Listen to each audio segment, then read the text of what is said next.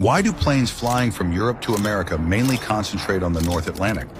If you look at the radar map of airplanes, you can see a large number of planes flying from the United States to Europe, concentrating over the North Atlantic. Firstly, this is the shortest route between the United States and Europe. Secondly, there is a highway known as the Invisible Jet Stream, discovered by Japanese meteorologist Wasaburo Oishi in 1920.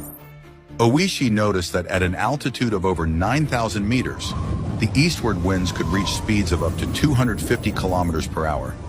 Therefore, planes flying from the United States can take advantage of these winds to accelerate, save fuel, and reduce turbulence. On the other hand, flights from Europe to the United States must follow a different route to avoid headwinds. These flights are usually about 1 hour slower than the opposite direction. To avoid collisions, this area is managed by the North Atlantic Tracks. This system uses predefined flight paths, updated daily based on jet stream wind models. These are analyzed every day by experts who schedule the optimal flight times, altitudes, and distances. Have you ever wondered which place is most isolated from the rest of the Earth?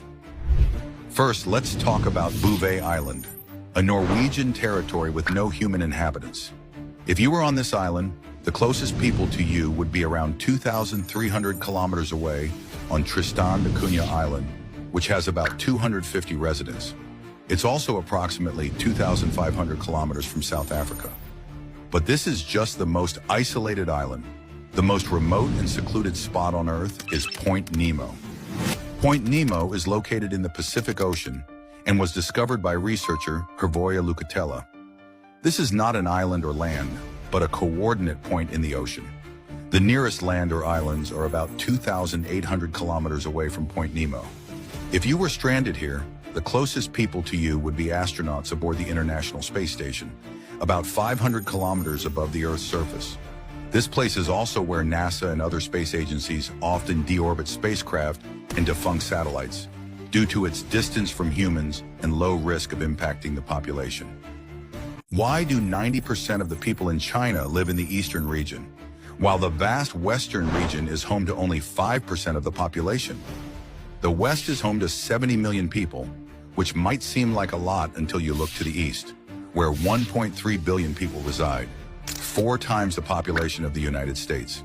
The reason for this uneven division lies in the history and geography of China. Throughout 4,000 years of historical development, the East has always been the cradle of China's major civilizations, all thriving and developing along the 2 great rivers, the Yellow River and the Yangtze River.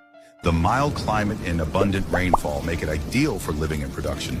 Today, the East is the economic center, hosting major cities like Beijing, Shanghai, and Guangzhou, attracting investment and creating millions of jobs.